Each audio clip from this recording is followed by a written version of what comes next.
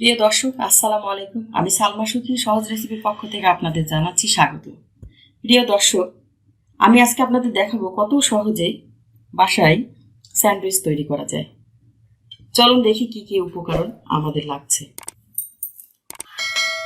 আমি এখানে মেজারমেন্ট কাপের 1 কাপ মেয়োনিজ নিয়েছি। একটা মুরগির বুকের 1 অংশ আমি এটাকে লবণ, একটু গোলমরিচ, আদা রসুন দিয়ে সিদ্ধ করে নিয়েছি।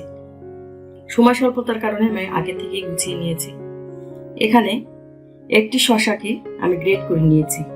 হাত দিয়েও কুচাতে পারেন, কিন্তু হাত দিয়ে কুচালে পানিটা বের হবে না, পরে মেয়োনিজে যে লবণটা আছে ওটা আপনার সংরক্ষণ করতে পারবেন না এই স্যান্ডউইচটাকে। যার কারণে আমি এটাকে শসাটাকে গ্রেট করে ওটার রস যেটা বের হয়েছে আমি চেপে নিয়েছি। এখানে নিয়েছি মেজারমেন্ট কাপের 1/2 কাপ পেঁয়াজ। আমি 2 টেবিল চামচ তেল দিয়ে এটাকে হালকা একটু ভেজে নিয়েছি, সাথে একটু লবণ এবং গোলমরিচ গুঁড়া দিয়েছি। চলুন দর্শক, এবার আমরা স্যান্ডউইচ তৈরি করতে যাই।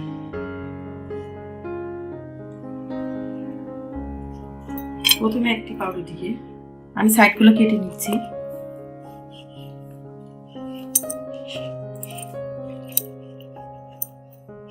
এই সাইডগুলোকে আপনি শুকিয়ে পরে ব্লেন্ডারে ব্লেন্ড করে এটাকে ব্রেড ক্রাম্ব করে নিতে পারেন।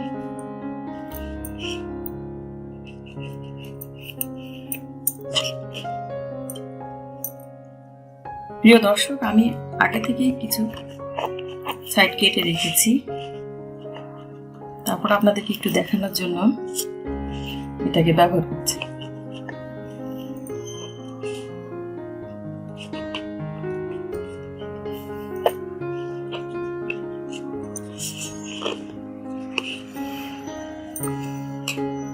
প্রিয় দর্শক, এখন আমি এই উপকরণগুলোকে মেশাবো। প্রিয় দর্শক, আমি আগে মুরগির মাংসটা দিয়ে দিচ্ছি।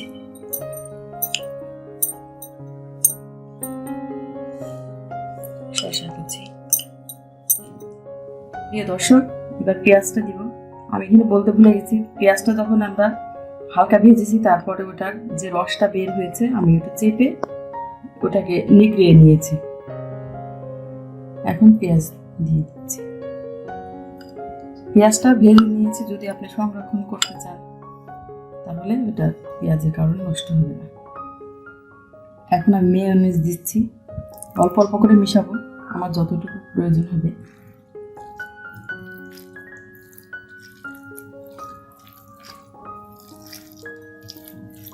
প্রিয় দর্শক, আমি এই মাংসটাকে কিন্তু সিদ্ধ করার পরে প্রথমে আমি কাঁটা চামচ দিয়ে ওটাকে ছাড়িয়ে নিয়েছি এবং তারপরে ওটাকে আবার চাকু দিয়ে কুচি কুচি করেছি।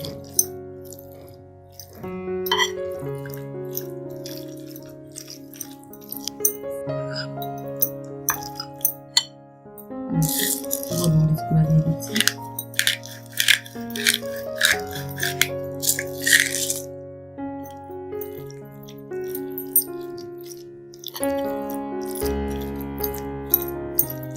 কেউ যদি মাংস কুচিটা ওটা সংরক্ষণ করতে চান তাহলে ওটাও করা যায়। ওটা সিদ্ধ করার পরে আপনি একটা বক্সে করে ঢুকিয়ে রাখলে আপনি ওটা যখন ব্যবহার করবেন তখন ওটাকে কিছুক্ষণ আগে বের করে নেবেন, নর্মাল করে নিয়ে তারপরে ওটা ব্যবহার করবেন।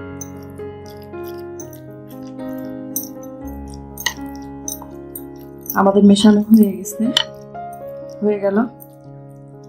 এখন আমি এটাকে রুটির সাথে মিশিয়ে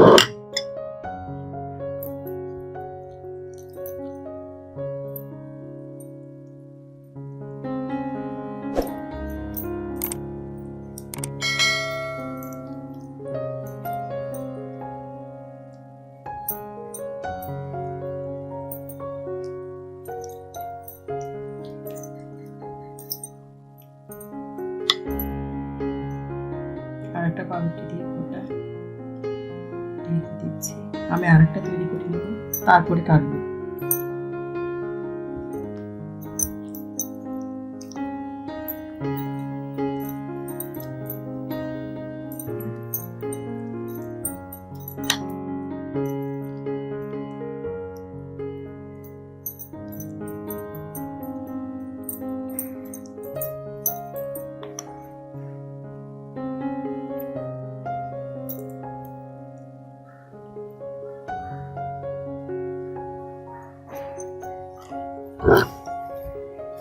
আমরা এখন কেটে নিব এটাকে।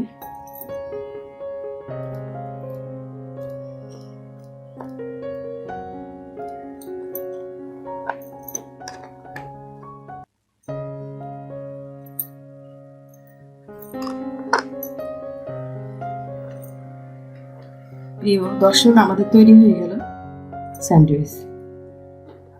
এটাকে যদি আপনি সংরক্ষণ করতে চান নর্মাল ফ্রিজে 2-3 দিন, এটাকে দেখে খাওয়া যাবে। এটা যদি আপনি পলিথিনে প্যাক করে ঢুকিয়ে রাখলে ওটা ভিজা ভিজা ভাবটা থাকবে, শুষ্কতা আসবে না। আপনি 2-3 দিন রেখে নর্মাল ফ্রিজে খাওয়া যাবে।